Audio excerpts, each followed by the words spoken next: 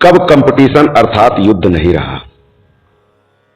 क्या तुम्हें पता है, जब तुम वीर में मौजूद स्पर्म थे तब अपने करोड़ों सगे भाइयों से रेस लड़ रहे थे।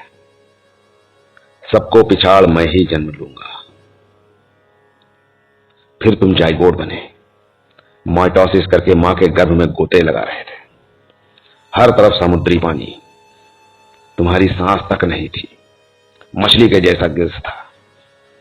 फिर रीढ़ बनी, तुमने वो सारे जीवन जिए जो आज तुम समुद्री जीवों के देखते हो। फिर अंत में तुम स्तनधारी बन गए। उसके बाद तुम्हें मनुष्य का स्ट्रक्चर मिला, पैदा हुए, तुम्हारा कंपटीशन शुरू हो गया। स्कूल गए, तुम्हें तुम्हारी जैसी भीड़ मिली, नंबरों का कंपटीशन। पढ़कर निकले, कॉम्पिटिटिव एग्जाम का प्रेशर। पान की ढाबली लगाने गए, अगल बगल देखा पहले से ही ढाबलियां मौजूद है। रिक्शा चलाने का मूड बनाया, देखा पहले से ही लोग रिक्शे चला रहे हैं। कंपटीशन हमेशा से रहा है, युद्ध हमेशा से रहा है, हमेशा रहेगा। योग्यतम की उत्तर जीता इसी को कहते हैं। क्या सोच रहे हो? यूट्यूब चैनल बनाओगे, वहां भी कंपटीशन। और क्या सोच रहे हो? पकौड़ा तलोगे, वहां भी कंपटीशन। मॉडलिंग करोगे, वहां भी भीड़। तुम्हारा कंपटीशन युग परिवर्तन के बाद कम होगा, खत्म भी नहीं होगा, कम होगा। उसके बाद क्या? अमर हो जाओगे? नहीं, मरना तो सबको है। अमर तो भगवान का भी शरीर नहीं। फिर अगला जन्म लोगे, शेर बनोगे, फिर कंपटीशन। बकरी बनोगे, फिर कंपटीशन। मोर बनोगे, छिपकली बनोगे, मेंढक बनोगे, क्या बनोगे अगले जन्म में? हर जगह कंपटीशन। आखिर कब खत्म होगा तुम्हारा कंपटीशन? प्रश्न, आखिर कब खत्म होगा तुम्हारा कंपटीशन? आध्यात्म। कुछ ऐसा हो कि इस माया से निकल जाए। ध्यान पैसा कमाने, सिखाने, शांति का मार्ग खोजना मात्र नहीं है।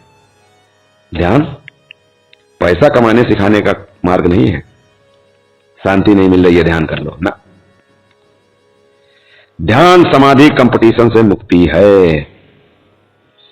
जब तुम जीते जी मरना सीख जाओगे, तब मरते समय वहीं जाओगे जहां जीते जी समाधि लीन अवस्था में जा चुके हो।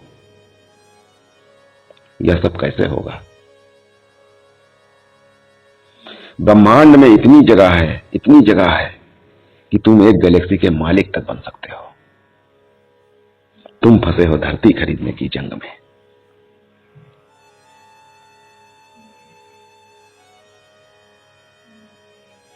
कलयुग में किसी ऋषि के पास दिव्यास्त्र नहीं है, इसीलिए दिव्यास्त्रों को प्राप्त करना अन्य युगों की तुलना में कठिन है। अतः ध्यान करने से पूर्व यह ज्ञात रहे, ध्यान किसे करना है। देवताओं इंद्र, अग्नि, वायु, वरुण, सूर्य का ध्यान करना सबसे सरल है। आदिदेव ब्रह्मा, विष्णु, महेश एवं आदिशक्ति सरस्वती, लक्ष्मी, गौरी में ध्यान भक्ति करना उत्तम है, परंतु इनसे दिव्य साक्षात्कार, प्रत्यक्ष दर्शन और दिव्यास्त्र प्राप्त करने में कलयुगी मानव सक्षम नहीं है। कुछ अपवाद को छोड़कर, अपवाद हर जगह होते हैं। कलयुगी मानव सक्षम क्यों नहीं है?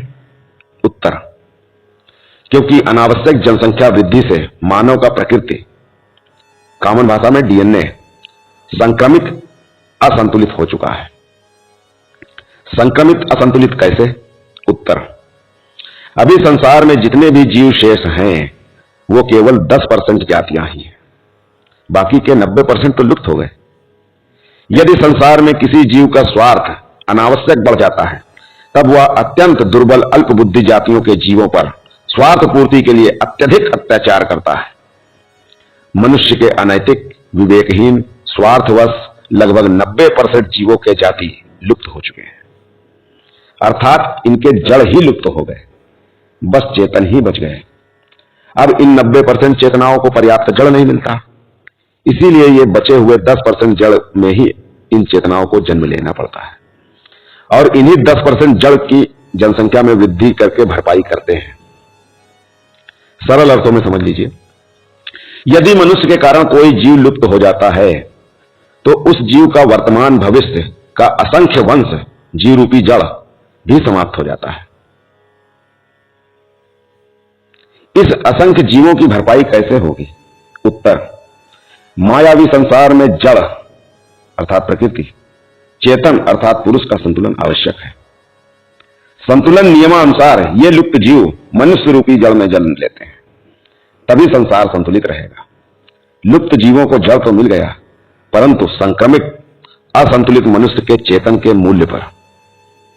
अंत में प्रकृति जड़ अर्थात पुरुष चेतन संतुलन ही रहता है, बस असंतुलित होता है तो यह माया रूपी संसार।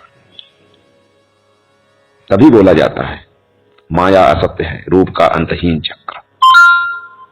जैसे मनुष्य के कारण असंख्य जीव जातियां लुप्त हुए हैं, फलस्वरूप मनुष्य जाति भी संसार की सबसे दुखी प्राणी बनकर जीवन जीने को विवश हो जाता है। असंतुलित चेतन से असभ्यता, काम, क्रोध, लोभ, मोह, अहंकार, स्वार्थ की अनियंत्रित वृद्धि हो जाती है, जो अंततः मनुष्य के असंख्य वंशों के पतन का कारण बनती है।